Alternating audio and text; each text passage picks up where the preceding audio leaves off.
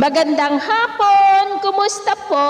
Narito po ulit ang update natin para sa lagay ng ating panahon ngayong hapon po ng July 18, 2025. Sa ngayon po ay patuloy pa rin natin na binabantayan ang bagyong Krising na sa kasalukuyan ay nandyan na po sa northeast ng Santa Ana, about 112 km northeast ng Punta Verde. Nataglay ang lakas ng hangin na maabot po sa 90 kilometers per hour at kumikilos po pa-northwestward sa bilis na 25 kilometers per hour.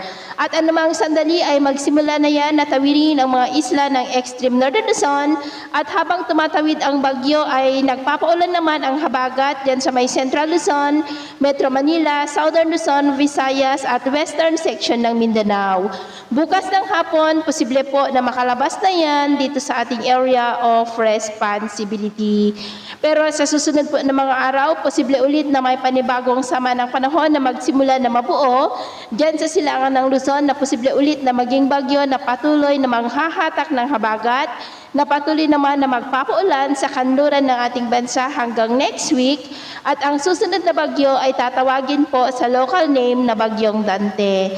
Sa ngayon, dahil kay Bagyong Krising ay nakataas na ang Tropical Cyclone Wind Signal number 2 sa may Batanes, Cagayan, kasama na ang Babuyan Islands, Isabela, Apayao, Kalinga, Hilangan at sentrong bahagi ng Abra, silangang bahagi ng Mountain Province, silangan ng Ifugao, Ilocos Norte at hilagang bahagi po ng Ilocos Sur. Signal number 1 sa may Quirino, Nueva Vizcaya, nalalabing bahagi ng Mountain Province, nalalabing bahagi ng Ifugao, Abra, Benguet, nalalabing bahagi ng Ilocos Sur, La Union at hilagang bahagi ng Pangasinan, maging po dyan sa hilagang bahagi ng Aurora. At dahil naman sa habagat, ay cloudy skies with isolated rains ang ilang bahagi ng Central Luzon, Metro Manila, Calabarzon, Mimaropa, Bicol Region, Western Visayas, Central Visayas, Eastern Visayas, Basilan, Zamboanga Peninsula, Northern Mindanao, Sorsogon at Davao. At mamayang gabi, may mga isolated rains pa rin sa iba't ibang bahagi ng ating bansa at posible po ang malalakas na ulan sa ilang bahagi lalo na dito sa northern part ng Northern Luzon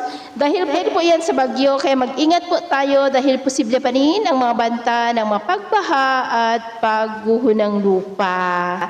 At sa atin naman pong mabaybayin dahil sa bagyo ay may banta ng storm surge sa mga baybayin ng Batanes, Cagayan, Ilocos Norte, Ilocos Sur at Isabela na ang mga alon ay posible po na aabot hanggang sa 1 to 2 meters height. Kaya mag-ingat po tayo, iwasan na muna natin ang papalaot, lalo na dyan sa mga may kulay pula para mas makaiwas sa mga sakunang pangkaragatan. So, ito na ang latest update natin sa araw na ito. At ako po muli si James na nagsasabing sa kahit anong pagsubok po na darating sa ating buhay, huwag po tayong mawawalan ng pag-asa. Thank you and God bless!